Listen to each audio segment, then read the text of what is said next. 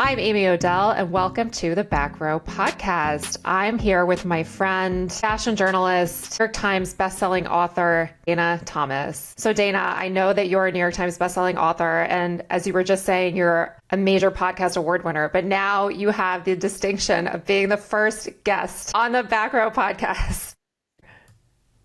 It's a pleasure to be here. It's fantastic. I'm really excited, and I love podcasting. This is a great thing that you're getting into. What we're going to do today are Fashion Month awards. So Dana and I came up with a list of categories for awards for the spring 2026 show season, which just concluded. Dana, like 10 minutes ago. I know. And Dana is in Paris, so she's been going to some things over there. I went to some things in New York. Anyway, Dana and I picked our winners in advance of getting on this podcast, and we don't know what the other person picked. Dana, but before we do that, can I ask you a question? Sure. Since you live in Paris and you're my source for like French cultural knowledge, are 40-year-olds in Paris getting facelifts? Interesting you ask. I think that... No, they're not getting facelifts per se, but they are definitely getting more work done than they did when I was 40, which has been a little while ago. It's actually the younger women who are doing like tweaks here and there so that they don't look 40 when they get to 40. But they're not going for like the whole... No. Yeah. They're over the last... older women, like women older than I am, who do go for the whole kit, and they're going to people who aren't very good. They look kind of like sort of plastic surgery from 20 years ago in America has finally arrived in Paris. Interesting, yeah. Depressing. There was a period of a week or two where every day I looked at the internet, I had to think about 40-year-olds getting facelifts because people were writing about it. Anyway, okay, let's do our first award. First up, most polarizing collection. Dana, you go first. Well, clearly it's Versace. I picked Versace too. It's clearly Versace. And, you know, it's interesting because I've been hearing a lot of people dismiss it as sort of Benetton or at first I thought it was J. Crew. But in fact, no, you know what it was? It was Versus. Versus was the bridge line for young people, the sort of streetwear, sportswear brand that Versace did in the early 2000s until 2009. They finally shuttered it because it just wasn't doing very well. But that's what Versus was. It was sort of like cute, young jeans, T-shirts, denim jackets, bright colors. He was pulling from that versus digging into the 1980s Johnny. I feel like Anna Wintour once said, like, the 80s is a decade that no one really wants to revisit, where all these collections are revisiting them. Dario Vitale, this was his debut for Versace, and he came in after Donatella was pushed out, right? So it's sort of an interesting debut in that regard. From Miu Miu. Yes, he worked at Miu Miu. And Prada is in the midst of buying Versace. So the reason that this is interesting is because they put him there, but I've already heard that they're going to yank him from it. They're going to sack him as soon as they finish acquiring the brand. And it's almost like they parked him at Versace to sort of wheel him out. And this is very common for Patrizio Bertelli, the business head of the Prada group. You know, he bought Helmut Lang and then got rid of Helmut Lang. He bought Jill Sander, and then he got rid of Jill Sander. And, you know, he had this huge, and they were, you know, thriving brands when he bought them, and he kind of killed them.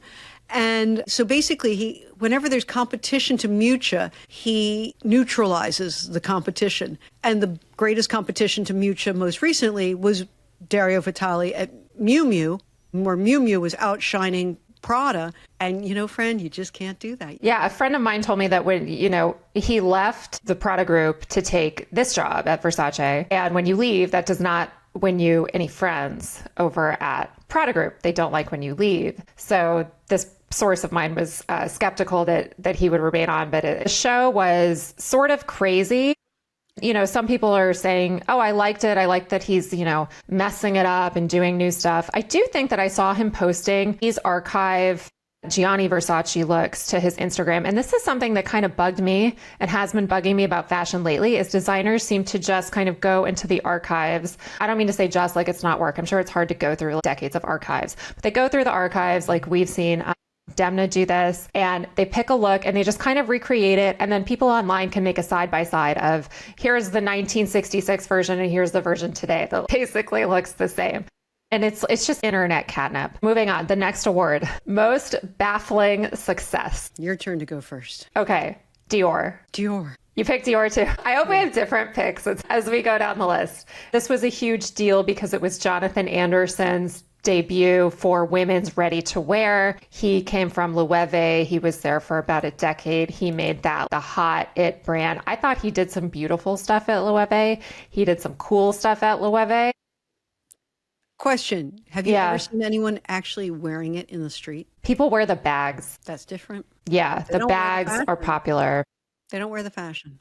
No, but the bags. But a lot of these brands company, so that makes sense. But yeah, he's not a fashion designer. No, his ready to wear, and I've talked to people behind the scenes who are like, oh yeah, his ready to wear, I don't know. So I think we saw that with this show. I just thought it was very odd. There was no beauty. Yeah, and the opening dress with the sort of the strapless dress was sort of structured with the bows, kind of a diagonal bow. I don't know, like if you love a bow, like I'm sure that there will be a star who will wear that on the red carpet and they'll like make it work. Yeah, but will somebody wear it to dinner? No. Will somebody wear it to a party? No. Jonathan Anderson has been elevated to this fashion god status, and I don't really know. It's interesting why. I think he's a very internet-y designer. He's clued into what people are talking about online and he acts on it. And I think that's appealing. What is his most famous thing? It's a handbag that looks like a pigeon. Or the tomato clutch. Or the heirloom tomato. I mean, I did like the Anthurium collection he did at Loewe. I mean, he's a bit like Marcel Duchamp, you know? Like, let's put a toilet in the room and call it art. On that note. Next category, most ridiculous viral stunt. Couldn't really. Did I pick one? Yeah, I guess Margiela with the mouth stretchers. It wasn't ridiculous. It was grotesque, but it was terrible. The commentary I saw was that people were not happy about that. It seemed demeaning to the models. And it's a shame because he had a great couture collection, Glenn Martin's, for Margiela, and he seems like a promising talent. So that was a miss. Having written a whole book about Alexander McQueen, I feel like he was trying to be outrageous like McQueen in that sort of weird S&M stuff that McQueen used to do with Sean Lean the jeweler, except that it didn't work because there was no beauty involved. And whatever weird, kinky stuff that McQueen would do in his design, it was always rooted in beauty. He's buzzy. He's got a lot. He's got wind at his sails. Yeah, definitely. Does anyone remember the clothes? No, because we're all just talking about the mouthpiece. No, exactly. That's such a good point. My most ridiculous viral stunt. I do feel like we're seeing a little bit less of that kind of overt display. Like, I'm going to do this big stunty thing and it's like theater and hope that it goes viral. I think we're seeing a little bit less of that. However, my most ridiculous viral stunt is Jean-Paul Gaultier by Duran Lantink. The bodysuits that had pictures of penises on them. Ugh. There were bodysuits that were like really, really high cut that just were vulgar. Shapes. I don't know. It wasn't like a cone bra. It was like a bubbly, if a woman wore a balloon animal bra, stuff like that. Thumbs down for me on that show. Again, while he's at Gaultier, and I know Jean-Paul since the 80s, and I love Jean-Paul, even the most outrageous things that he did, like Madonna's cone corsets, were rooted in beauty. Madonna looked really beautiful in those costumes on that tour. Yeah. Next category, biggest sleeper hit. You go first. I picked Schiaparelli because I didn't think it got the attention this season that it has gotten in Daniel Roseberry's earlier seasons. Mm-hmm. And I thought this was his best collection because beautiful. You were there. I know he lightened it up. I didn't like the collections that he did, earlier in his tenure with like Bella Hadid wearing the lungs and like nothing on her. Yeah, it was heavy. Breasts and it's crusty, heavy. I don't like heavy. Crusty. Like they just weighed a lot and they were very structured and constricting. This was very light. I've been teasing everyone until the Chanel show yesterday. I said it tells you a lot about the state of the fashion business when the most beautiful, sexy show is the one, and the most wearable clothes is the one rooted in surrealism. That's such a good point. That's like the brand, like the VIC brand, the very important clients, the rich people who buy 40% of the luxury fashion that's sold. Like that's like the brand. But yeah, it was good for Daniel Roseberry. He's a fellow Texan. I think he's also 40 years old like me. And if you haven't looked, Ina Garten, when he turned 40, Ina Garten wished him a happy birthday on Instagram, which I thought was pretty fucking fab. But she didn't go to his show. She went to to Hermes. She went to Hermes. So what was your pick? I went to the Risi and went and saw the clothes up close, and they're really beautiful. At Schiaparelli? Yeah, they're really beautiful, and the dresses were not heavy. They were light, and I was like, I could wear this. Yeah, I'm not a Schiaparelli person. I'm not a surrealism person, but I was like, these are good. These are good. Next time you come on the pod, you'll borrow a Schiaparelli dress, and that's what you'll be wearing. And I'll be here in Reformation. So go, your biggest sleeper hit. My biggest sleeper hit, I think, is Bottega. I mean, a lot of people are big fans of Louise Trotter, but everyone was like, oh, Matthieu Blazy left, and what's it going to be like? And it's a small brand. I mean, I don't think they do very much in business. It's a small brand, right? And everyone in Milan went gaga for that show. Now, I think some of it was just because it photographed really well, especially those chubbies that were sort of floating. And beautifully, for me, the sustainability writer, I love that she was using recycled synthetic materials for those coats as opposed to the shiny ones, right? The shiny. It was all recycled. While everyone was really pleased that she got that gig, I don't think people thought they were going to fall in love with it. And people fell in love with it. That is definitely one of my top shows. Obviously, not very many women are in these jobs, so good for her. I wish she had broken a little bit from the previous vision, but I can also understand why she did. Yeah, sure. I would love to have seen her at Gucci. I think she would have done beauty at Gucci. Yeah. Okay. Most awkward front row celebrity. Should I go first? Okay, you go first. Okay. I think I have a tie. Charlize Theron and Johnny Depp at Dior. Yeah. Did you see them? Funky. Yeah, that was pretty funky. So she was wearing a leather biker jacket with nothing underneath, and it was unbuttoned, and she's like air kissing Bernard Arnault. And she snubbed Johnny Depp. Johnny Depp is like standing. She was also wearing these green long shorts. She just didn't look like she was feeling her outfit. And then Johnny Depp looked silly in these oversized jeans and this oversized jacket. And he's just a silly man. I don't know. Can't they move on from him? Does he sell that much perfume or that much cologne? He does. It's the number people in France like him around the world. It's unbelievable. It's like it's the number one selling scent. It's explosive around the world. It's a pirate's life for him now, I would say. So my most awkward front row guest wasn't actually in the front row, but it was on her way to the front row, and that was our dear friend Lauren Sánchez Bezos, who was wearing her 1995 Galliano suit. It was the one that Amber Valletta wore in the show. And there's Lauren Sánchez wearing it. And she looks great in it, but she kind of looks like she's trying to look like some sort of diva from the 1950s, which is exactly what John was trying to do in 1995. And here we are 30 years later. And she's in these heels that are kind of not high, but, they're heels. And meanwhile, Bezos is dressed in it looked like to me Cucinelli. He's got the long gray cashmere coat.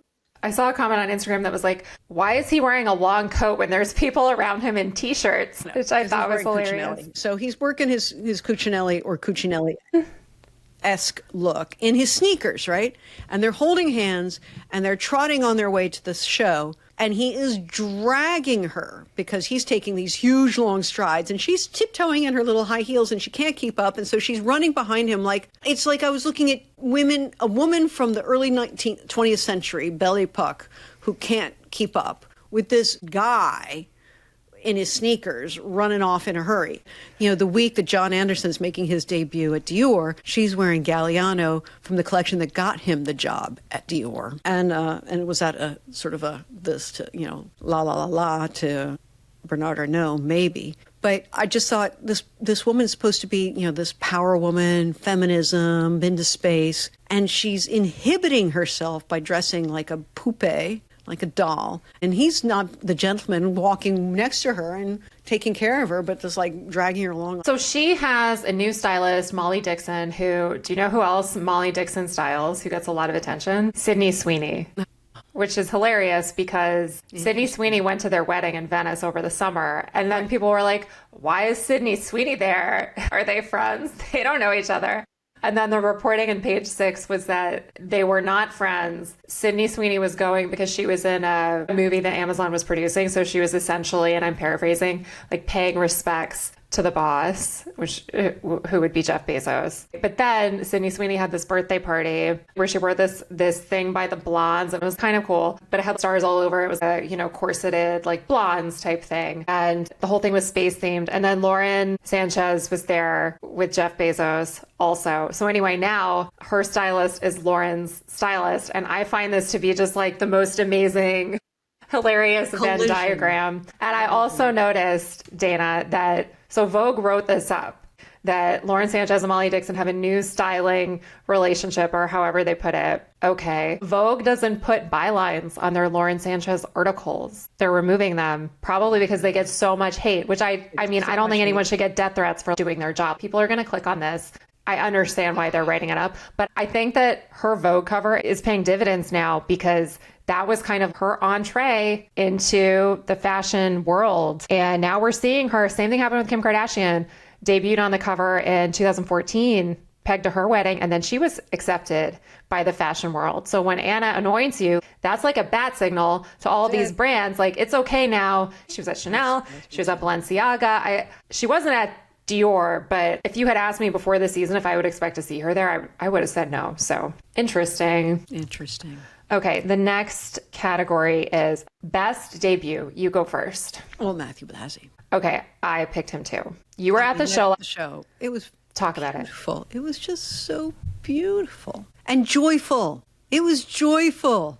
I haven't seen joyful in fashion in a really long time. And it wasn't just that the models were smiling and jaunty and having fun, which they clearly were. The clothes were joyful and happy. The set was beautiful and uplifting. Everybody who has ever been somewhat connected to Chanel was there. So it was kind of like a big family reunion. I ran into Marie-Louise Clermont de Tonnelle, who had worked for Coco and then retired after 50 years a couple years ago. And there was another woman there with her who was really old, and I suspect had been in like the atelier since the 60s or something. And out front, there was this hordes and hordes of people, 20 people deep, thousands. There were barricades. They shut off the whole street in front of the Grand Palais from the river to the Champs-Élysées. There were thousands of people along the barricades and up on the steps of the Petit Palais and up on trees and up. Like, it was insane. And they were cheering and they were joyful outside. And then you walked in and you saw these planets floating in the Grand Palais, which has recently been restored. The light was beautiful. Everybody wore their Chanel. Like, you've never seen so much Chanel in your life. I didn't like it as much as you. I thought that it just kind of looked like, his Bottega. And I was going back and looking at the old Bottega stuff, and there's some striking parallels. I had totally forgot he had done those pom-pom hats at Bottega. And then I was looking at Bottega and I was like, I really like these collections. He had some that were better than others, but I really had forgotten how nice and cool, wearable, a lot of the stuff that he did there, luxurious it looked. I thought it was the best debut. It was not my best show. And it breathed life back into this corpse that Chanel had become. Charles Chanel was ugly. Some of it was beautiful. In the 90s, it could be very, very, very beautiful. But he always had this sort of root of 80s punk percolating underneath. German 80s punk. Except for a small window in the mid-1990s when it was just pure beauty. And that's gone. Thankfully, finally. The Chanel, the 80s have moved on. And or have been left behind. And I thought it was very modern. I thought it was very much of our times. Yet, nodded to Coco in the 20s, nodded to Coco in the 50s, nodded to Coco in the 60s, nodded to Carl in the 80s. Yet, it was totally 2025. And that's what I loved about it. Unlike Gucci, which was super retro. It wasn't my favorite, but it's a good start. Like, you could wear those clothes and you won't look like a freak. You won't look like a weird fashion person. You just look really great. I think that there were a couple bags, that kind of egg-shaped bag, I think people are going to go crazy for. And then there was a globe, sort of looks like a globe bag. People are going to go nuts for that. The clasp at the top, rectangle or square bag with a little chain on it, like my mother used to, what we used to call a purse, in the night but in a modern way with the C's on the outside, and it was white. It was great. I was like, oh, I want that bag. That bag's great. Enough of the 255 float flap quilty thing, which Carl revived in the late 1980s. Enough. We're moving forward. Yeah. We're moving forward. even though I didn't like Jonathan Anderson's collection for Dior, it was nice how he paid his respects to like the people who came before him, including Maria Grazia Curie. And I think Chanel could have done a better job of that, them calling Virginie Viard an intermission. It was just kind of like backhanded. Like she worked there for 30 years. You know, ended badly. What do you mean ended badly? Oh, apparently they had a meeting where they said, we're going to start transitioning you out, and we're looking for somebody to come in, but we want you to stay on for the next year and keep working even though you know you're leaving. And she's like, well, forget that. And she told him to pound sand, and she turned around and walked out. Obviously. Like 3 weeks before the couture show, like, bye. So yeah, it ended badly. Yeah, but still, she worked there for 30 years. So like the optics of that, I didn't love it. Let's move on. Trend most likely to get knocked off. Slouchy pants. You feel like that's a new trend? No, but they were on every runway. Like the black pants? Really, really low slung. And the skirts even have that same sort of like blue jeans belt line. And they're really slouchy, but they're kind of sexy because they're so low slung. They're kind of more than 90s hipster low slung, because these are slouchier as opposed to like hipsters, and there's not like McQueen's bumpsters. They're not quite boyfriend jeans, but they're kind of boyfriend jeans. But everyone had them, and they were wearing them with lots of crop tops and men's belts, and I think we're going to see a lot of that in like Zara and H&M. Yeah, that's a really sophisticated pick. So I picked two. No, but it's an easy one to knock off, and the teenagers will be all over it. Yeah, so I picked two sort of silly ones. One is space, because I was thinking about outer space because of Lauren Sánchez, and also because of the Chanel set, even though I know there weren't like planets printed on the shirts or anything like that. And then Tom Brown had that alien head in his show. So I was like, maybe we'll see some chintzy Shein like alien t-shirts, or like Zara alien sweaters, or just like planets. Do you know what I mean? Mm-hmm. And then my other one, Miu Miu aprons, because the Miu Miu aprons. I think we will see knockoffs. So I could also see like a Shein or Temu Miu Miu apron knockoff that just goes bonkers viral. So those are my picks. And also because trad wives, I guess everyone's supposed to be a trad wife now. So I'm assuming aprons are in demand. And to be clear, I'm not pro trad wife. So we're going to come back to our friend. Back to our best friend, Lauren Sánchez. Okay.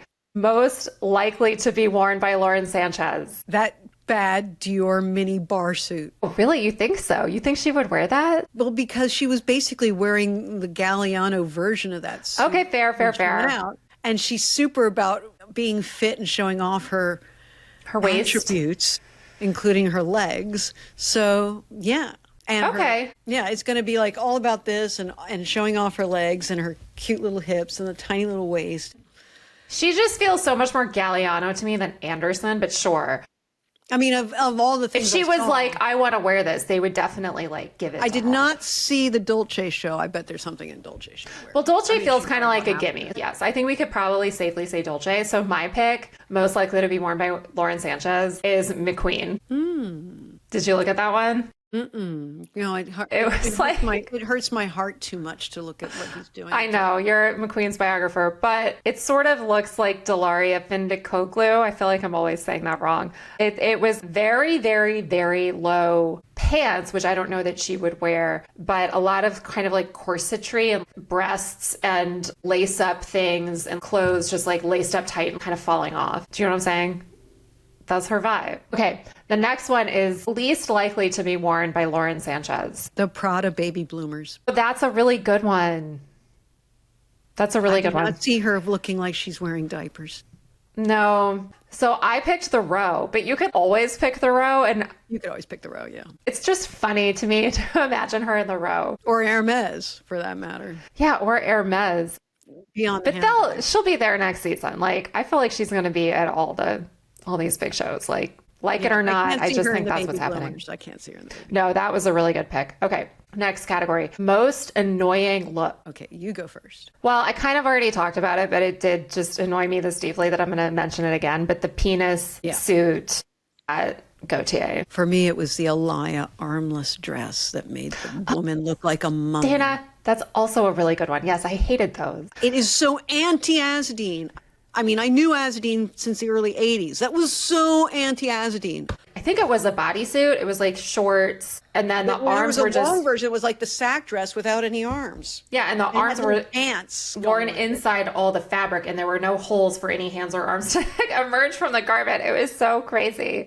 What was that? So But I thought that whole show was crazy. I didn't understand the fringe around the knees. Yeah, I thought that show was odd. I did not get it. I don't know. I mean, Rihanna may wear that stuff and make it look cool, but I also can't see her going somewhere without any arms. Without arms. Well, I mean, I guess what you could say is if you can exist in the world with your arms inside your clothes and an inability to use your hands, you are probably extremely fucking rich because you have someone to do everything for you. Open all your doors. You're, I don't know. You're not doing a goddamn thing for yourself. Okay. Okay. No, my lord. Most depressing moment. Oh, well, you mentioned him earlier. How do you even say his name? Duran Lantink at Gaultier. Pauvre Jean-Paul. Pauvre Jean-Paul. I think he's on the phone to Puig saying, that guy's got to go. Would he have the power to have an impact? Maybe. The guy bragged and said, I didn't look at the archives. And it's like, yeah, clearly. What are you doing there? Why are you putting anything out with somebody else's name if you have actually no intention? There are so many other trying people to do anything related to their name. There's other people who could do it too, who would love the opportunity. It was just okay. so bad. It was bad. I mean, it wasn't just that it was badly designed. It was badly executed. It was badly made, which is terrifying because Gaultier had the best atelier in town because he took everybody from Saint Laurent when they retired. I mean, the best atelier. You know what the penis bodysuit kind of reminded me of? I think it was a bodysuit, unless it was two pieces. It reminded me, like when I was a kid in grade school, I would put these fabric book covers on my textbooks. It reminded me of that. Like it was a book cover for the human body. My most depressing moment was, we already talked about them, but the mouth guards at Margiela. Most inspiring moment on a more positive note. Giorgio Armani.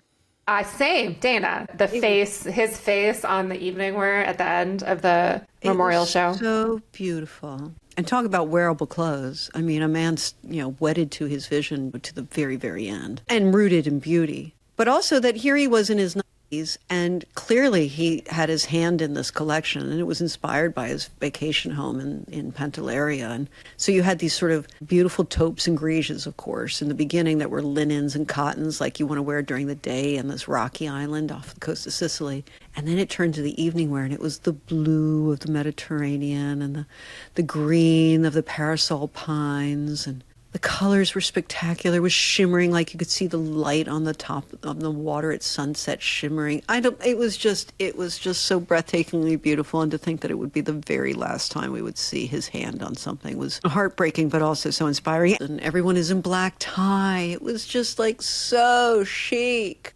Classy.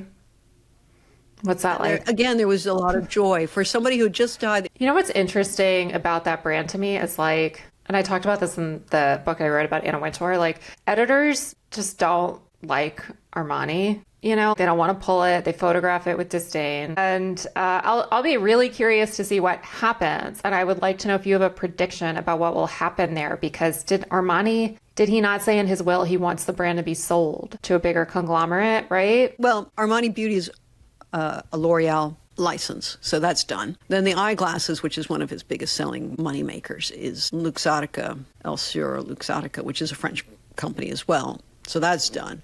So that leaves the fashion brand. And it's said that LVMH is going to take it over. But then I heard in Milan that this might not happen because it's not so sure that the Italian government wants this gem to become French. Do they have the power to get in the way of that? Yeah, they do. They can block the sale. So... But what about Prada Group? That's an interesting idea because it could just all become French. And I remember interviewing Mr. Arnault back in the mid 1990s, and he said, I've just talked to Mr. Armani about buying his company because, he's getting old and he should retire soon. I was like, yeah. In the 90s, wow. Yeah, and But he hung on till the very end of his life, which is interesting in an industry where people are really loath to retire. And look at Arnault. Arnault's staying on until he's at least 85 now.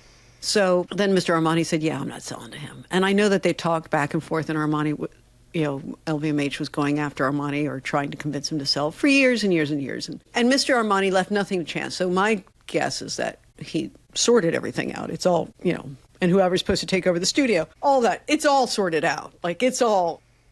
Yeah. The Wall Street Journal reported that his will he specified when his family members could use the yacht. Like it's all. To your point. Yeah. All spelled out. But it could be interesting if the government steps in and says, yeah, we don't think so. Yeah. Well, that'll be something to watch. If that happens, I would not be surprised if it went to the Elkin family, from like Fiat and Ferrari and everything. And then the next category, I'm going to let you make a pick because I just didn't see this talked about, but it's most green. Oh, it's Stella, of course.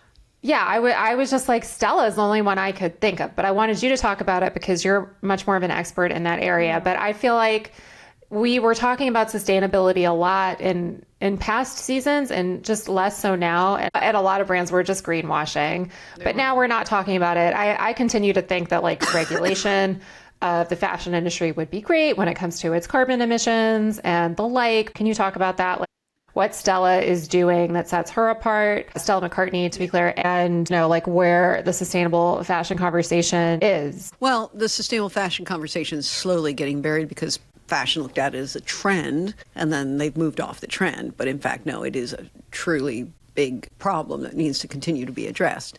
So there are still several brands, major brands, that are kind of embracing this. Gabriella Hearst, for example, and then Stella, who every season highlights another new startup in her collection, or more than one, that's doing some sort of cool biomaterial that's a replacement for something that's toxic. So this time it was a company that's making biomaterial, meaning biologically made materials as opposed to animal materials or petroleum, for feathers, and those little feathery things that came out that were very floaty. And they're biodegradable and they're non-toxic. And then she always has organic cotton, regenerative cotton, and she has wool from animals that are well treated. And so she really, she's the daughter of the world's most famous hippie. This isn't just something she's trying to do because it's the thing to do. This is her education.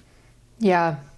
Because she's in the position she is, she can godmother these startups and really give them a platform so they can go to the next level and scale up. You mean the material startups? Material startups. That are making, leather copies that are indistinguishable from leather and like cauldrons in New Jersey. Yeah, out of mushroom root systems and all sorts of different things. And she really does, she'll do a couple pieces in her show. She had some bio sequins this time. Most sequins are made out of plastic, right? Mm-hmm. Like 99.9% of sequins are made out of plastic. Plastic never biodegrades. So glitter and sequins, they're here for eternity. Like, you've had kids, about glitter. Glitter, it stays in your house. It doesn't just stay in your house. I was 20 once and went to raves, so I know about glitter, but yeah. Glitter.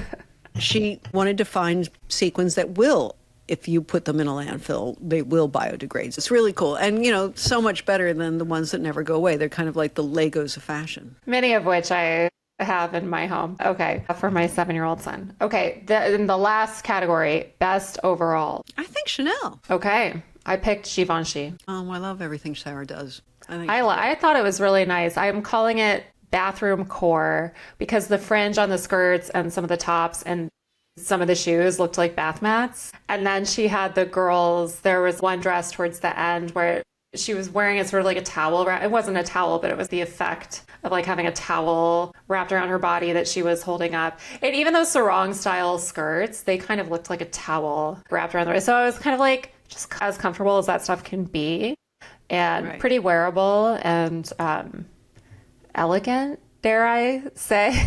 Yeah. So that would be my pick. I think Chanel, because it was interesting. Somebody asked me today, will it trickle down to the affordable fashion lines? And I said, I thought about it. And I was like, yeah, it will. We will see that wrap skirt that's a single seam that looks sort of like a spin off the quilt or a kilt. We'll see that everywhere. We'll see the two-tone mules. We'll see them with a thick heel. We'll see them everywhere. We're going to see things from that show trickle down. And so that's why I thought overall, it's not. There was a lot there.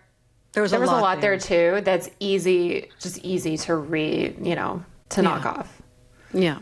Because it was relatively unfussy, I guess. Yeah, the skirts, the pants, I think even the coats, like that coat with I didn't like it, but that coat with the lines across the middle, relatively symbolic. You could see a version of it in like COS, Zara, definitely. So yeah, people used to call Chanel like high-end Zara. Are we still thinking of it like that? I kind of am. Maybe. Maybe. Actually, Okay. I think Zara's low-end Chanel. Let's put it that way. Okay. Well, Dana, this was great. Thanks for coming on the pod. My pleasure. Anytime. And you guys can subscribe to Dana's Substack at Dana. What's your URL? Dana Thomas. I'm Substack Dana Thomas, The Style Files. DanaThomas.substack.com. I guess so.